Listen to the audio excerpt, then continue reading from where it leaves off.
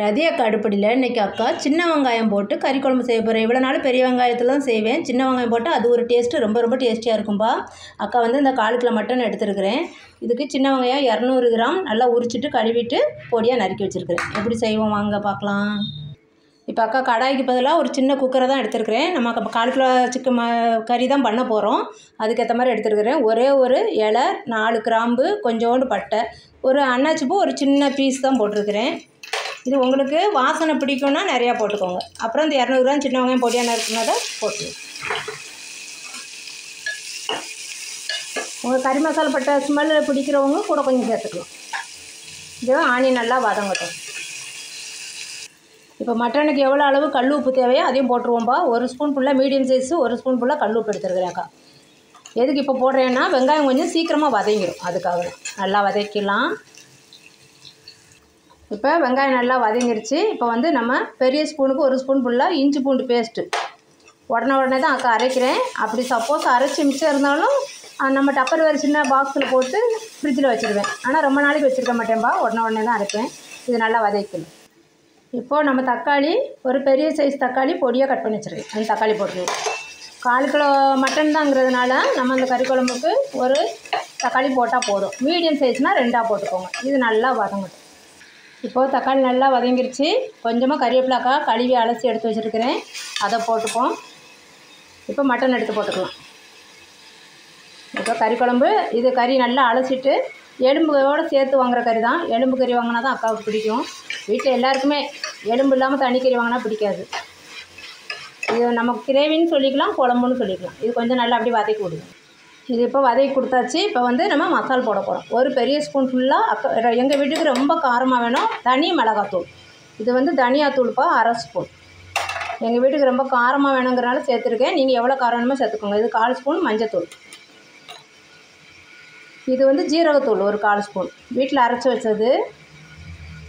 இது வந்து சோம்புத்தூள், இது ஒரு 1/4 ஸ்பூன். இது மிளகும் ஜீரகமும் அக்கா தூள் பண்ணி வச்சுருப்பேன், அது ஒரு 1/2 ஸ்பூன் போடுறேன். இதெல்லாம் ஏற்கனவே நம்ம சால்ட்டு போட்டோம். எல்லாம் போட்டு கொஞ்சம் நல்லா வதக்கிடும். இப்போ கொஞ்சமாக ஒரு கைப்பிடி அளவு தேங்காய் அக்கா நைஸாக அரைச்சி வச்சுருக்கேன். வெறும் தேங்காய் தான், அதை ஊற்றிக்கலாம். ஊற்றிட்டு கொஞ்சம் அதில் வாட்டர் கொஞ்சம் அலசி ஊற்றிடலாம். இதில் ஒரு குட்டி கிளாஸுக்கு வாட்டர் அலசி ஊற்றிருக்கிறேன் அக்கா. இது நல்லா கலந்து விட்டு இப்போ உங்களுக்கு காரம் சால்ட்டெல்லாம் கொஞ்சம் பார்த்துக்கலாம். டேஸ்ட் எப்படி, இன்னும் கொஞ்சம் காரம் சால்ட்டு உங்களுக்கு தேவையானு பார்த்துக்கோங்க. இப்போ அக்கா காரம் உப்பு எல்லாம் கரெக்டானு பார்த்துட்டேன். எல்லாம் எனக்கு கரெக்டாக இருக்குது. உங்களுக்கு ஏற்ற மாதிரி நீங்கள் பார்த்துக்கோங்க. அவ்வளோதான், வாட்ரு போதும். இப்போ வந்து நம்ம குக்கரை மூடிடுறோம். குக்கரை மூடி அக்கா குக்கருக்கு ஒரு 7 விசிலாவது கண்டிப்பாக வைப்பேன், மட்டன் நல்லா வேகணுங்கிறதுக்காக. நீங்கள் உங்கள் குக்கர் அளவுக்கு எவ்வளோ விசில் வைக்கணுமோ வச்சுட்டு 7 விசில் என் குக்கருக்கு. புது குக்கரு அப்படின்னா 3 விசில் தான் நம்ம வைக்கணும். நல்லா வெந்துடும் மட்டன். இப்போ வேகட்டும். அக்கா 6 விசில்லே ஆஃப் பண்ண போகிறேன்பா. எதுக்குன்னா பொட்டேட்டோ வந்து இந்த உப்பு தண்ணியில் தோலை சீவிட்டு கட் பண்ணி போட்டு வச்சுருக்கேன், அப்போ தான் கருக்காது. இந்த பொட்டேட்டோ போட்டு 20 விசில் வைப்பேன். இப்போ 6 விசில் வந்துருச்சு. அக்கா ஆஃப் பண்ணிட்டு அந்த இதை எடுத்து விடுவோம். உருளைக்கிழங்கா நம்ம ஃபஸ்ட்டே போட்டோம்னா ரொம்ப குழஞ்சிரும், அது வந்து டேஸ்ட் நல்லா இருக்காது. ஆனால் உருளைக்கிழங்கு போடாமல் எங்களுக்கு கறி குழம்பு வைக்கவும் பிடிக்காது. ரொம்ப எங்கள் வீட்டில் எல்லாருக்கும் பிடிக்கும். அதனால் அக்கா 2 மீடியம் சைஸ் உருளைக்கிழங்கு தான் தோல் சீவிட்டு கட் பண்ணி உப்பு தண்ணியில் போட்டு வச்சுருக்கிறேன். அப்போ தான் கருக்காமல் இருக்கும். இப்போ வந்து ஓப்பன் பண்ணிவிட்டு உருளைக்கிழங்கு போட்டுருக்கேன். இப்போ அக்கா ஓப்பன் பண்ணிவிட்டேன். உருளைக்கிழங்கு அலசி போட்டுடலாம். போட்டு மறுபடியும் ஒரே ஒரு விசில் மட்டும் வைப்பேன், இந்த உருளைக்கிழங்கு வேகிறதுக்கு. உங்கள் குக்கருக்கு எத்தனை விசில்னு பார்த்துக்கோங்க, அது அவங்கவுங்க குக்கரை பொறுத்து இருக்குப்பா. அவ்வளோதான். நல்லா கலந்து விட்டுட்டு அப்படியே மூடி வச்சுட்டு இன்னும் ஒரே ஒரு விசில் மட்டும், உருளைக்கிழங்கு வெந்துடும்.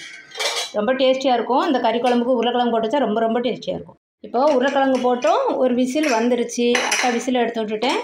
இப்போ அடுப்பை ஆஃப் பண்ணியாச்சு. இப்போ பாருங்கள், கிரேவி ரெடி. எங்களுக்கு சின்ன வெங்காயம் கறி குழம்பு ரெடி. இது வந்து உங்களுக்கு உருளைக்கிழங்கு கொஞ்சம் சின்னதாக போட்டோம்னா நம்மளுக்கு அப்படியே குமஞ்சிரும், மட்டனோட சேர்ந்து அது நல்லா இருக்காது டேஸ்ட்டு. அதனால் கொஞ்சம் பெருசாக போடுங்க அக்கா. அவ்வளோதான்.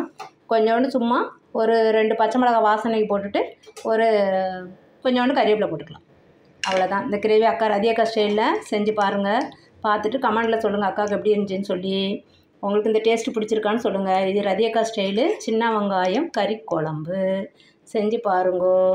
தேங்க்யூ.